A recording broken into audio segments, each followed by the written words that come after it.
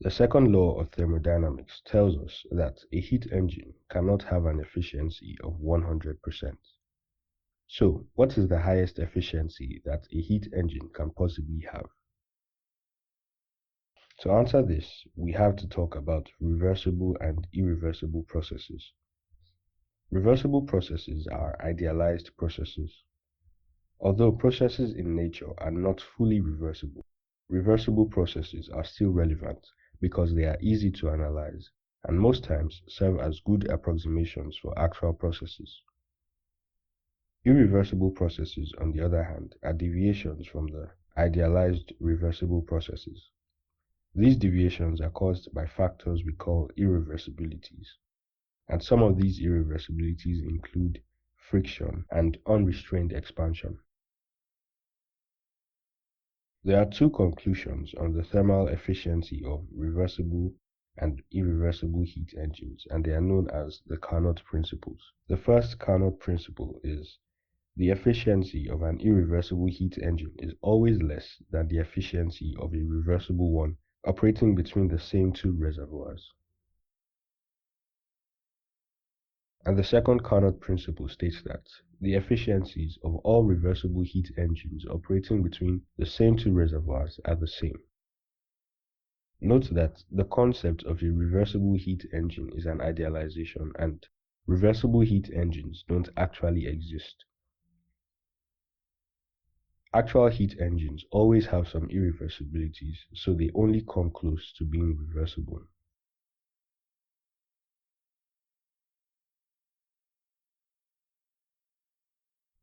The best known reversible cycle is called the Carnot cycle. This cycle is made up of four reversible processes as follows: a reversible isothermal expansion, followed by a reversible adiabatic expansion, then a reversible isothermal compression, and finally a reversible adiabatic compression. The shaded region represents the net work done in this cycle.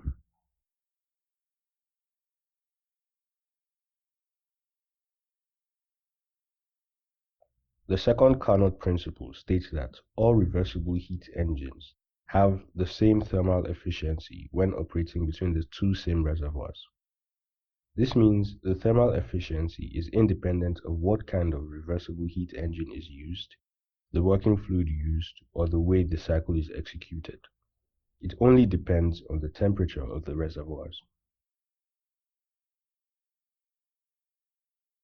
Since for a heat engine, thermal efficiency equals 1 minus QL divided by QH, we can say that for a reversible heat engine, QL divided by QH depends solely on TH and TL, the temperatures of the high temperature and low temperature reservoirs, respectively.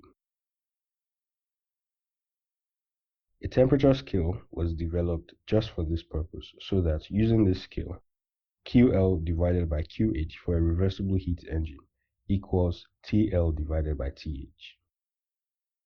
This scale is called the Kelvin scale, and the temperatures on this scale are called absolute temperatures. On the Kelvin scale, the temperature ratios show the ratios of heat transfer for a reversible heat engine operating between those two temperatures.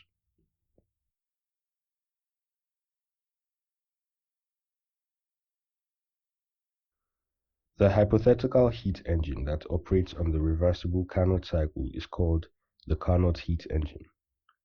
The thermal efficiency for a heat engine is given as 1 minus QL divided by QH.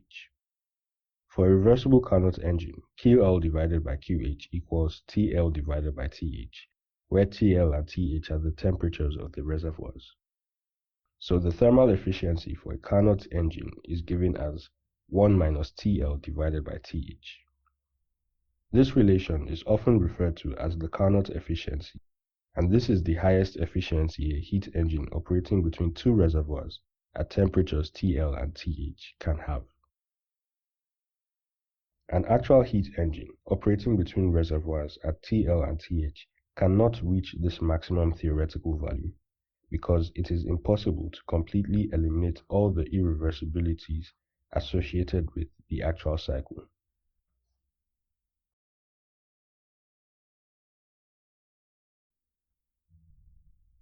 The Carnot heat engine can be reversed, so we have a Carnot refrigerator or heat pump, and we can write the coefficients of performance as such.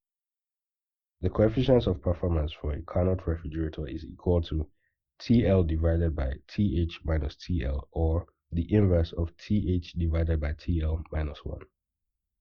And for a Carnot heat pump, the coefficient of performance is given as TH divided by TH minus TL, or the inverse of 1 minus TL divided by TH.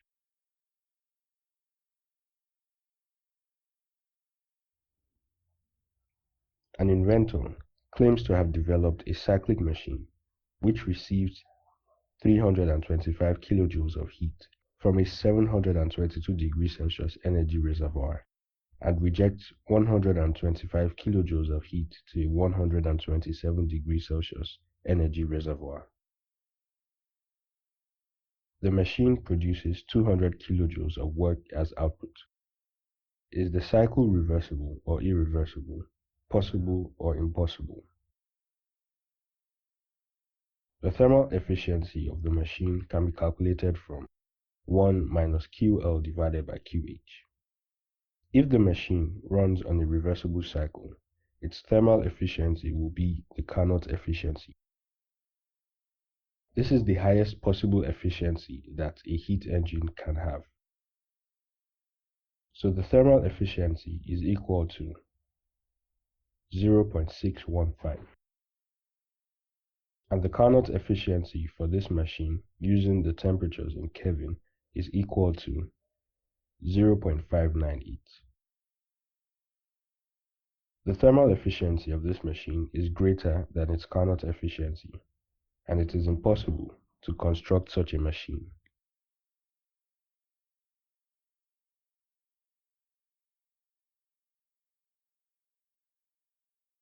Two Carnot engines operate in series between a source temperature of 87 degrees Celsius and a sink temperature of 17 degrees Celsius. Given the efficiency of the high temperature engine is 1.5 times that of the low temperature engine, and that the low temperature engine rejects 0.5 kilowatts to the sink.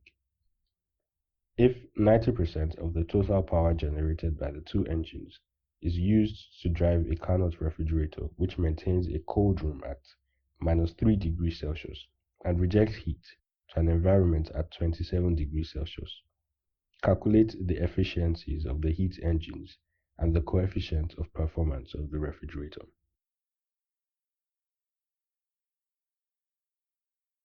So we have two engines operating in series between 87 degrees Celsius and 17 degrees Celsius. This means that there is an intermediate reservoir which acts as the sink for the first engine and the source for the second engine. We'll call the temperature of this reservoir T. Both engines are Carnot engines, so the thermal efficiency of engine 1 is given as 1 minus T divided by 316, and the thermal efficiency of engine 2 is given as 1 minus 290 divided by T. We're told that the efficiency of the high temperature engine is 1.5 times that of the low temperature engine, engine 2. So 1 minus T divided by 360 equals 1.5 into 1 minus 290 divided by T. And from this, we can solve for T, which we obtain to be 315.8 Kelvin.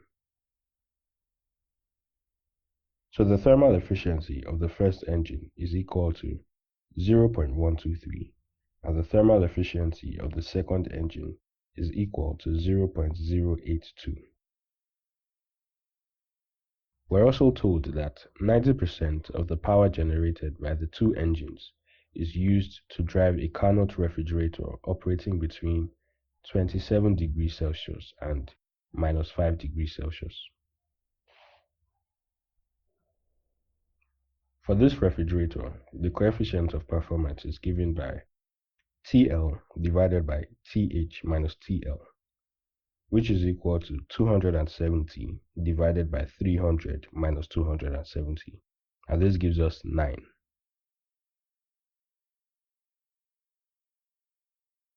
For our final example, a Carnot refrigerator which maintains an ice production chamber at minus 10 degrees Celsius is connected in series with a Carnot heat pump which maintains a room at 80 degrees Celsius. The cascade system is powered by a Carnot engine which accepts heat from a source at 100 degrees Celsius and rejects heat to a sink at 20 degrees Celsius. The coefficient of performance of the heat pump is 200% of that of the refrigerator. If the rate of heat transfer of the heat engine to the low temperature reservoir is 201 watts, calculate 1. The intermediate temperature between the refrigerator and heat pump. 2. Coefficient of performances of the refrigerator and the heat pump. And 3. The rate of work transfer from the heat engine. Similar to the previous problem, we have two Carnot devices operating in series with an intermediate reservoir between them. We'll call the temperature of this reservoir T. The coefficient of performance of the heat pump is given as TH divided by TH minus TL, which is equal to 353 divided by 353 minus T. And the coefficient of performance of the refrigerator is given as TL divided by TH minus TL, which is equal to 263 divided by T minus 263. We're told that the coefficient of performance of the heat pump is 200% that of the refrigerator. So the coefficient of performance of the heat pump is 2 times the coefficient of performance of the refrigerator. So we have this. We can find T and we obtain it as 316.87 Kelvin. So the coefficient of performance of the heat pump is equal to 353 divided by 353 minus 316.87, which gives us 9.8. And the coefficient of performance of the refrigerator is equal to 263 divided by 316.87 minus 263, and this gives us 4.9.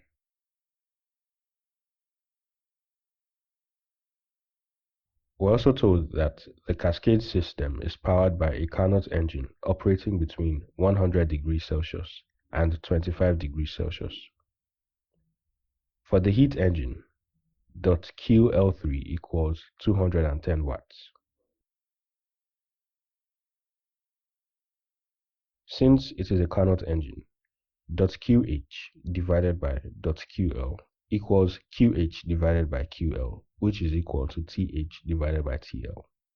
So, .QH divided by 210 equals 373 divided by 293, and we obtain .QH, the rate of heat transfer for the heat engine, as 267.3 watts.